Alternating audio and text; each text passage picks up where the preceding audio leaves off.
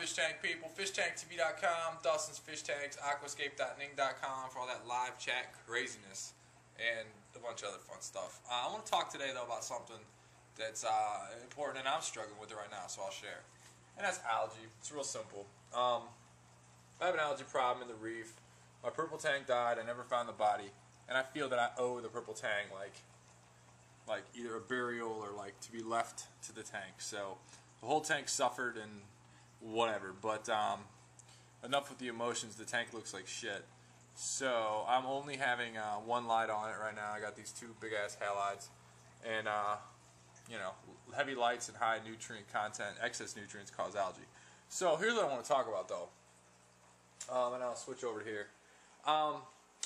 The thing about it is that algae, like, I get a lot of people that are like, man, I've got an algae problem. You know, what do I need to do? What kind of pleco do I need to get? I've got an algae problem in our reef tank. What type of cleanup crew do I need to get? And I think that's the wrong way to go about it. It's like putting a bandage on something that, you know, needs to be stitched up, or needs, you know, you need to figure out why it's got a problem. You're just temporarily fixing the problem.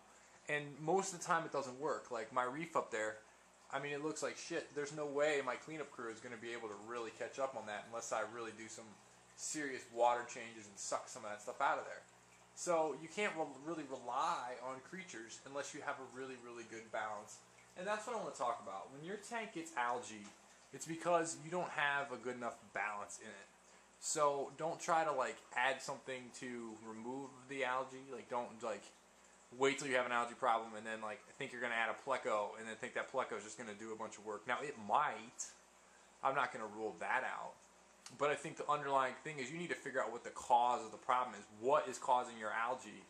Not, you know, do I need to go buy an algae pad? Do I need to buy this chemical and I put it in there? Like, no. You need to figure out what the problem is that's causing the algae, and then, you know, fix the problem instead of just buying a pleco or something like that, or, you know, adding something to the tank. And speaking of algae, in order to avoid that, I made a mistake on my 90-gallon tank almost exactly a year ago, come to think of it. I set it up, and when I set it up, I added some extra light, and I took out all of the duckweed.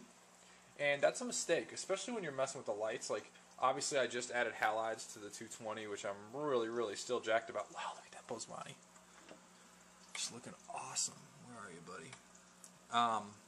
What the hell was I talking about? Oh yeah. So I took out all the duckweed, and then I added a bunch of lights, and boom, I had an algae problem because my tank got out of balance. I'm trying to show you guys what I'm seeing from above here. The clown loaches. So that's something that you really, really want to consider. Is like, all right, I'm going to mess with something. Am I going to throw my tank off of balance? And I'm showing you the halides because I have a blue bulb in here. That's a bulb for a reef tank. So that blue spectrum, that 14,000K, is not good for this tank. It looks good. The fish look fat. And they look awesome. I mean, look at that blue on that turquoise. But it's not the right lighting. So I'm only really running these like maybe 3 hours a day, at least, especially that one right there, because that's the problem child. And then I haven't actually set that one, that little box underneath there. That's another one.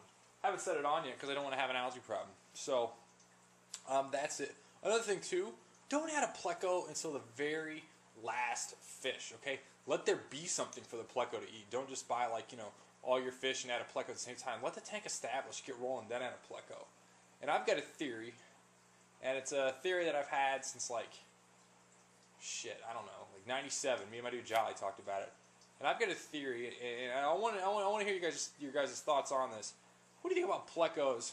I got this theory that plecos are like the quiet guy that you don't want to fuck with because he's like crazy and could beat your ass, but like never gets in a fight. Does that make sense? Like plecos are like the real calm fish that are like, you know, chill, but like they could kick anyone's ass, and that's why no one messes with them. Because I've had a lot of fish that never really fucked with plecos, and I got a feeling maybe plecos have this like cool like animal like kingdom thing where they're just like known to just be badasses.